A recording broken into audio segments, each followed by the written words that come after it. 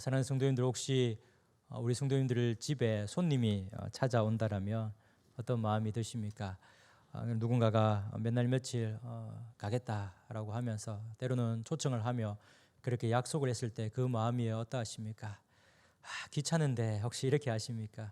아마 그렇지는 않을 겁니다. 아마 그 손님이 오기까지 마음이 설레면서 또한 그 손님을 어떻게 하면 잘 대접할까라고 그렇게 생각을 하면서 어지러져 있는 것들을 청소하기도 하고, 또한 그 손님을 잘 대접하기 위해서 음식을 준비하거나 차나 여러 가지 다과를 아마 준비하게 될 겁니다. 이렇게 누군가를 기다린다라는 것은 설레는 일이기도 하고요, 또한 만남을 준비하기 위해서 분주하게 움직이는 그 일이기도 하는 시간일 겁니다. 그렇다면 이것과 좀 더 비슷하지만 좀 더 다른 생각을 한번 해보십시다. 우리 성도님들은 그러면 예수님을 기다리는 그 마음은 어떠하십니까? 혹시 설레이십니까? 우리 예수님을 만날 것을 기대하고 소망하고 계십니까? 손님을 기다리는 것보다 더한 기쁨과 즐거움과 소망 가운데 또한 그렇게 준비하고 계십니까? 그런데 예수님과 손님은 전혀 다르죠. 천차만별입니다. 아니, 정말 비교할 수 없습니다. 그런데 한 가지 비교를 하자면 다른 것은 다 제쳐두고 시간적 개념으로서는 완전히 다릅니다. 손님은 언제 올지 약속을 하지 않습니까? 내가 몇 날 며칠 몇 시에 가겠다, 아니면 그때 오라 라고 초청을 합니다. 그런데 우리 예수님은 어떠합니까? 오신다고 분명히 약속은 하셨지만 그때와 그 시간은 말씀하지 않으셨습니다. 그래서 우리는 우리 주님이 오시는 그때가 언제인지 알지 못하기 때문에 항상 준비해야 합니다. 또한 기다리면서 준비해야 합니다. 마태복음 25장에 보면 신랑을 맞으러 나간 열처녀의 비유가 나옵니다. 신랑이 언제 올지 몰라서 열처녀가 그 신랑을 맞으러 나갑니다. 그런데 5처녀는 그 신랑을 맞이하기 위해서 등불에 기름을 준비를 하지만 5처녀는 그렇게 기름을 준비를 하지 못합니다.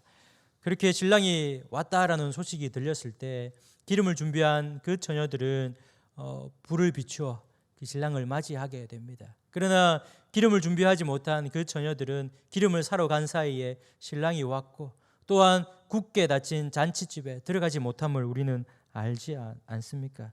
이럴 때 우리는 언제 오실지 모르는 우리 주님을 맞이하기 위해서 준비해야 하는데, 우리가 할 수 있는 모든 것 최선을 다해서 준비를 해야 합니다. 그럼 다시 한 번 더 질문을 하겠습니다. 사랑하는 우리 성도님들은 예수님의 오심을 준비하고 계십니까? 그것도 열심히 최선을 다해서 준비하고 계십니까? 재림에 대해서 한번 다시 생각해 보십시다. 그러면 우리 성도님들은 언제 우리 주님이 오셨으면 좋겠다라는 생각이 드십니까? 아마 개인마다 다 다를 겁니다. 그런데 공통된 생각이라든지 혹시 이런 생각을 가진 성도님들은 혹시 계시지 않습니까? 내가 편하고 내가 잘 나가고 내가 재미있으며 우리 예수님 좀 이따가 왔으면 좋겠습니다.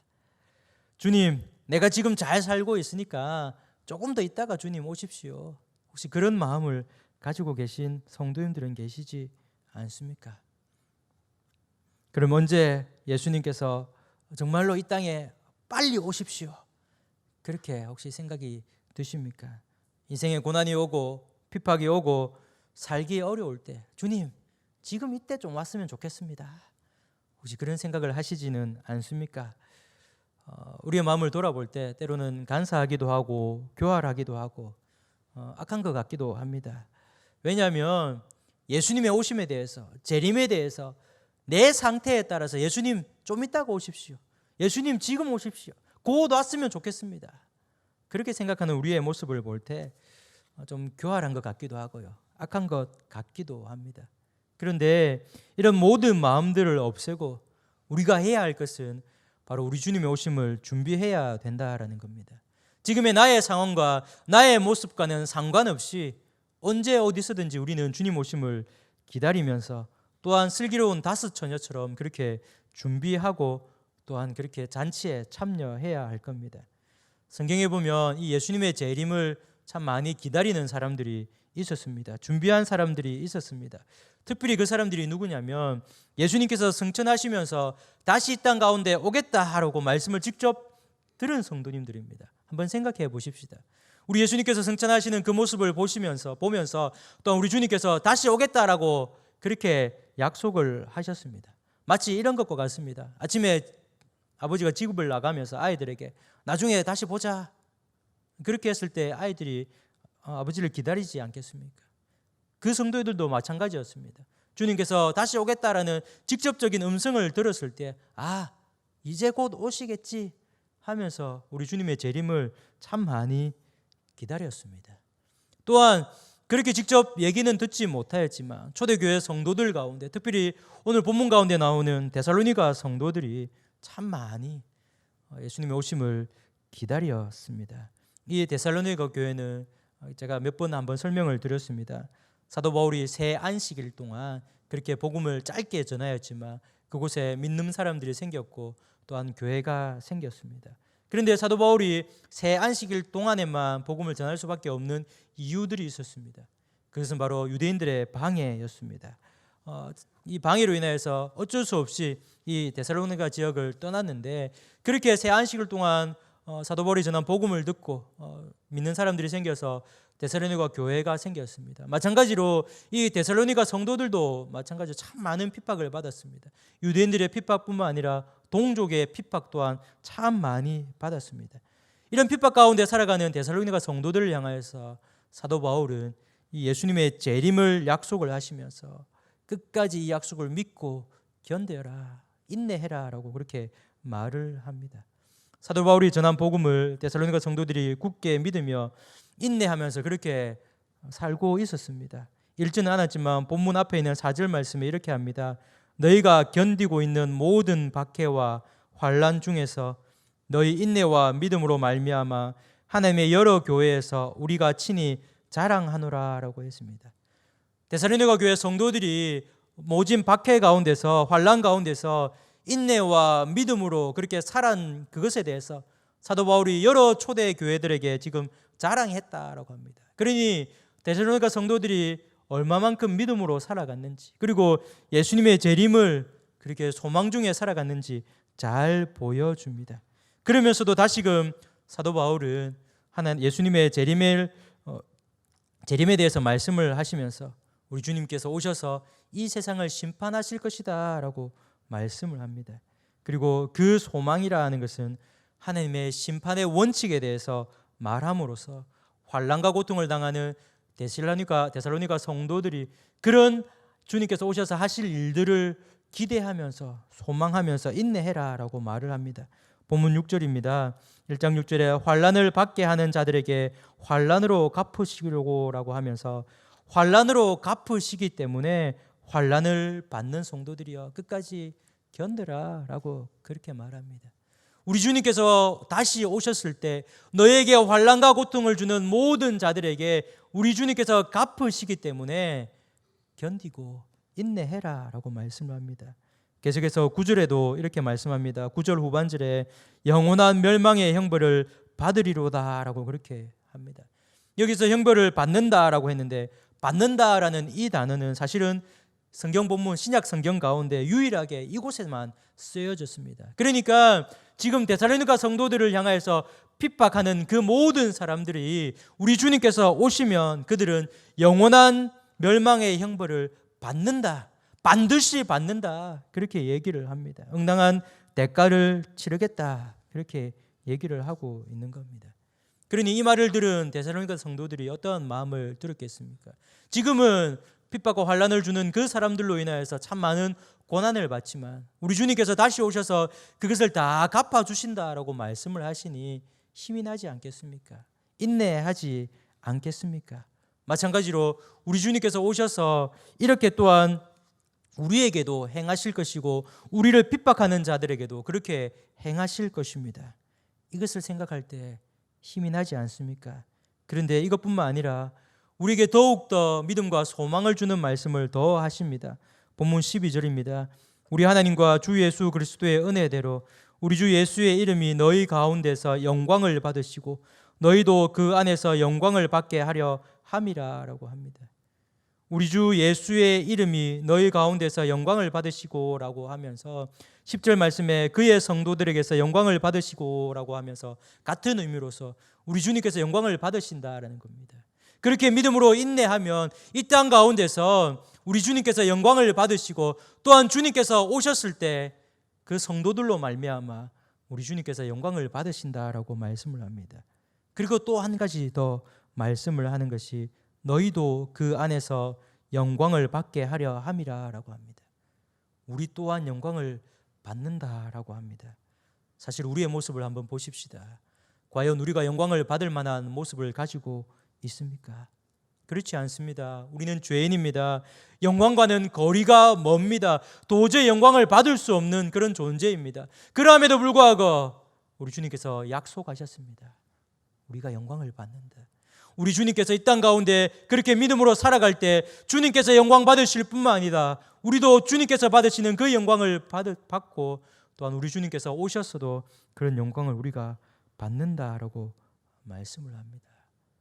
이 얼마나 영광스러운 일입니까? 이런 것을 생각할 때 우리가 재림을 기다릴 힘을 얻지 않겠습니까? 이 세상과 세상 사람들이 아무리 핍박한다 하더라도 견딜 힘이 생기지 않으십니까? 지금 잠시 잠깐의 고난과 고통일 뿐이고 이후 우리 주님께서 오시면 모든 것을 갚아주실 뿐만 아니라 주님이 받으셔야 될 영광 또한 우리도 받는다라고 하니 견딜 수 있지 않겠습니까? 그러니 사랑하는 성도님들, 우리 주님의 다시 오심을 기대하면서 소망하면서 무엇보다도 인내하고 참고 견디시기를 바랍니다. 참고 견딜 만한 충분한 이유가 있기 때문에 세상과 유혹과 핍박이 오더라도 견디시며 소망 가운데 사시기를 바랍니다. 이렇게 우리는 우리 주님께서 다시 오심을 기다리면서 해야 할 것들을 보았습니다. 바로 인내하며 소망 가운데 사는 것이 우리가 해야 할 겁니다. 그러면 우리가 하지 말아야 할 것도 또한 있을 겁니다. 우리가 재림을 기다리면서 하지 말아야 할 것들 참으로 많이 있지만 오늘 본문을 보면서 한번 보십시다.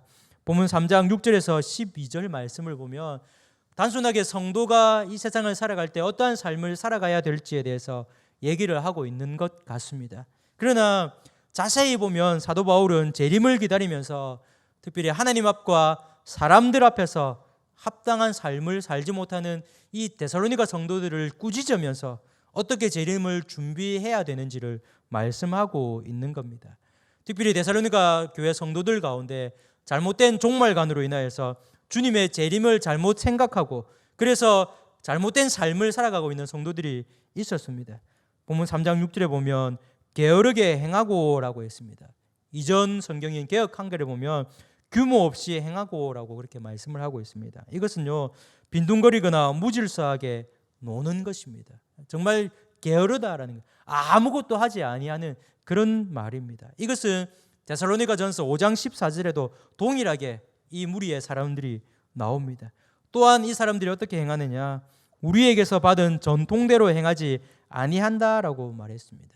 여기에 나오는 전통은 유대인들의 율법이 아니라 사도 바울이 가르친 말씀이고 특별히 예수님을 통해서 선포된 말씀입니다. 한마디로 말씀을 드리면 하나님께서 말씀하신 그 말씀입니다. 그러니 하나님의 말씀대로 살지 않았다라는 겁니다. 그리고 더 구체적으로 사도 바울은 얘기합니다. 8절에 음식을 값없이 먹기도 하고 10절에 일하지 아니하는 성도들도 있다라고 그렇게 얘기를 합니다. 그런데 단순하게 음식을 값없이 공짜로 먹는 그것을 뛰어넘었어요. 일도 하지 않으면서 그 당시 교회 안에서 다른 성도들에게 손을 벌려서 그렇게 삶을 살아가고 있는 성도들이 있었다라는 겁니다. 어려워서 도와달라는 그런 차원이 아니고요. 아무것도 하지 않으면서 내 좀 먹여 살려달라. 그렇게 하는 성도들이 있었다라는 겁니다. 그러면 왜 게으르고 일도 하지 아니하고 음식을 공짜로 먹고 다른 사람들에게 손을 벌려서 그렇게 살아가는 성도들이 생겼을까요? 바로 종말관, 재림관에 대해서 잘못 생각을 하고 있었다라는 겁니다. 우리 주님께서 성천하시면서 이 땅에 오겠다, 재림하겠다 하시면서 언제 오겠다 말씀하시지 않으셨습니다. 그런데 특별히 데살로니가 성도들 가운데 주님께서 이제 곧 오겠지 하는 그런 사람들이 있었습니다. 그러니 이제 곧 오시니까 우리가 아무것도 안 해도 된다. 그런 생각을 가진 사람들이 생겨나게 되었다라는 겁니다. 이것은요, 우리나라 모습 가운데도 있었습니다. 20대와 30대 초반인 청년들은 잘 모르겠지만 특별히 1992년도 우리 성도님들 잘 기억하시죠? 다미 선교회 기억하시는 성도님들 많이 계실 겁니다. 1992년도에 사실은 이때가 정말 이런 단체들, 사람들이 많이 일어나게 되었습니다. 다미 선교회뿐만 아닙니다. 한국중앙교회의 이천성이라는 이 사람, 그리고 다베라 선교회의 하방익이라는 이 사람 등등 1992년도에만요 시한부 종말론을 얘기하는 그 단체가 약 70개 정도 있었습니다. 그리고 이것을 추종하는 사람들이 약 2만 명 정도가 있었다라고 했습니다. 그런데 그들이 주장하는 것 다 다르긴 하지만 비슷한 내용들이 이것이었습니다. 예수님께서 이제 곧 재림하신다. 날짜까지 다 알려주고, 그러니까 그 날짜에 재림하시면 이제 아무것도 할 필요가 없지 않느냐. 때로는 이렇게 얘기했습니다. 공중 들림을 위하여서 티켓을 사라. 돈을 주고 티켓을 사라라고 그렇게 얘기하기도 하고요. 그날이 되면 돈 휴지 조각이 된다. 필요 없다. 좀 더 심하게 이야기하면 나한테 다 갖다 바쳐라. 이렇게 얘기하는 사람들도 있었습니다. 특별히 다미 선교회 이장님 잘 아시지 않습니까? 휴거 소동이 있고 난 이후에 경찰에 잡혔습니다. 구속을 당했는데요. 그 죄목이 이렇습니다. 사기 및 외환관리법 위반으로 구속을 되었는데요. 그 제목을 보니까 조사를 해보니까 이렇게 되어 있었습니다. 신도 4명으로부터 그 당시입니다. 6억 5천만을 빼앗았다라고 그렇게 합니다. 그리고 개인적으로 34억이라는 돈을 유용한 장부가 발견되었고요. 1,000만 원 이상 헌납한 신도가 30명 이상이 되었다고 합니다. 왜 이렇게 했을까요? 10월 28일 날 우리 주님께서 오시니까 그 돈 다 필요 없다. 그래서 다 바쳐라. 그렇게 얘기를 한 겁니다. 그리고 나서 어떤 사람들은요, 10월 28일 날 그 날짜를 맞추어서 그때까지 살 돈만 남겨놓고 집도 팔고 다 바쳤다라는 사람들이 있었습니다. 그리고 가정도 버리고 학교도 버리고 직장도 버리고 그렇게 한 사람들이 많이 있었습니다. 그러면서 약 5천 명 정도가 집을 떠나고 생업을 포기하고 회사를 포기한, 학업을 포기한 것으로 추정을 하게 됩니다. 예수님이 곧 오시니까 아무것도 필요 없다라는 겁니다. 아무것도 안 해도 된다라는 겁니다. 아무것도 안 가져도 된다라는 겁니다. 그렇게 1992년도에 이런 분란이 일어나게 되었던 겁니다. 마찬가지로 데살로니가 교회도 이런 성도들이 있었다라는 겁니다. 예수님께서 이제 곧 오시니까 일 안 해도 되지 않느냐, 가정생활 안 해도 되지 않느냐, 돈 안 벌어도 되지 않느냐, 이런 성도들이 생겨났다라는 겁니다. 그래서 오늘 본문 말씀에 나오는 게으른 사람, 일하지 아니하는 사람, 규모 없이 행하는 사람, 그런 사람들이 교회에 생겨나게 되었습니다. 이런 성도들을 보면서 사도 바울이 권면을 합니다. 7절 중후반절과 8절 말씀에 자기 자신의 모습에 대해서 먼저 말을 합니다. 우리가 너희 가운데서 무질서하게 행하지 아니하며 누구에게서든지 음식을 값없이 먹지 않고 오직 수고하고 애써 주야로 일함은 너희 아무에게도 폐를 끼치지 아니하려 함이니라 라고 했습니다. 사도 바울이 복음을 전한다는 그 미명 아래 내가 복음을 전하는 복음 전도자니까 너희들이 나를 먹여 살아야 달라, 그렇게 얘기를 하지 않았다라는 겁니다. 너희 가운데 행하면서 무질서하게 행하지 아니하고 음식을 값없이 먹지 아니하고 수고하면서 애써서 일했다라는 겁니다. 데살로니가 성도들에게 폐를 끼치지 않았다라고 그렇게 하는 겁니다. 9절 말씀에 또한 본을 보여주면서 데살로니가 성도들에게 본받게 하기 위해서 내가 그렇게 했다라고 얘기를 하고 있는 겁니다. 자기 자신은 그렇게 무질서하게 행하지 아니하고 예수님의 재림을 준비하면서 또한 말씀을 증거하면서 현실 생활에도 소홀하지 않게 행했다라고 그렇게 하면서 이것을 본받으라라고 합니다. 그러면서 결정적으로 하는 말이 10절에 일하기 싫어하거든 먹지도 말게 하라.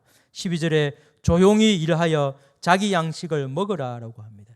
그냥 일상생활 가운데서 일해라, 맡은 일을 열심히 해라, 그것이 아닙니다. 재림을 생각하면서 잘못 생각하고 그렇게 잘못된 행동을 하는 그 성도들을 향해서 너희가 마땅히 해야 될 바를 그렇게 해라라는 겁니다. 주님의 재림을 생각하면서 너무 극단적으로 생각하여서 생활 가운데 아무것도 하지 아니하는 게으른 모습을 보이지 말라라고 하는 겁니다.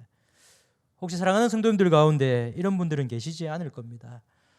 코로나 시대를 살아가면서 이제 곧 주님이 오실 것 같다는 생각이 들긴 하지만 이 모든 것을 내팽개치고 우리 주님의 재림을 혹시 기다리고 계시는 분들은 계시지 않을 겁니다. 그러나 반드시 기억해야 할 것은 우리 주님은 반드시 오십니다. 그러나 또한 생각해야 할 것은 그때와 그 시간은 말씀해 주시지 않았기 때문에 우리가 해야 할 일들은 반드시 하고 또한 준비하면서 기다려야 된다라는 겁니다. 만약에 내일 아침 9시에 우리 주님께서 오신다라고 하면 일 안 해도 되겠죠. 모든 것을 손 놓아버리고 주님 오심을 기다리면 되겠죠. 그러나 우리 주님은 그렇게 말씀하시지 않으셨습니다. 그러하기 때문에 일도 해야 됩니다. 말씀 제목처럼 규모 있는 삶, 즉 주어진 역할과 책임을 제대로 우리 삶 가운데서 행해야 합니다. 사랑하는 성도님들의 삶을 한번 돌아보십시다. 믿음의 삶, 신앙의 삶뿐만 아니라 우리 성도님들의 일상의 삶을 어떻게 살아가고 계십니까? 우리가 단순히 먹고 살기 위하여서 그렇게 일하는 것이 아니어야 됩니다. 우리 주님의 재림을 기다리면서 우리 주님께서 맡겨주신 우리의 그 삶들을 충실하게 살아가야 하는 것이 하나님 앞에 사는 그 삶이고 재림을 준비하는 그 삶입니다. 성도는 현실에 집착하여 하나님을 소홀히 하지 않아야 합니다.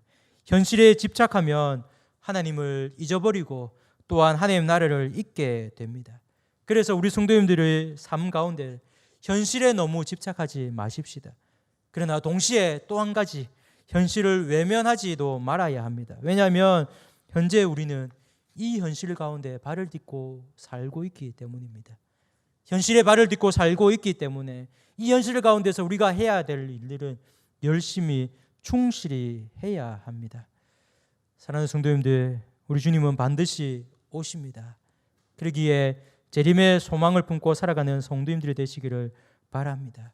그렇게 재림의 소망을 품고 살아갈 때 우리가 해야 될 일, 그리고 하지 말아야 될 일들이 있었습니다.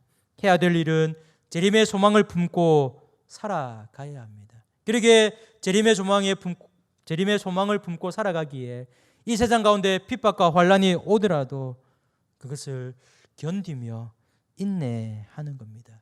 우리 주님께서 오셔서 반드시 그 모든 것을 갚아주시겠다라고 말씀하셨기 때문에 인내하며 소망 가운데 우리 주님을 기다려야 합니다. 그리고 또한 하지 말아야 할 것은 재림을 기다리면서 너무 극단적으로 생각해서 아무것도 하지 않거나 삶을 제대로 살아가지 않는 그것입니다. 하나님께서 우리에게 주신 우리의 삶을 우리 주님이 오시는 그날까지 우리는 열심을 다해서 해야 합니다.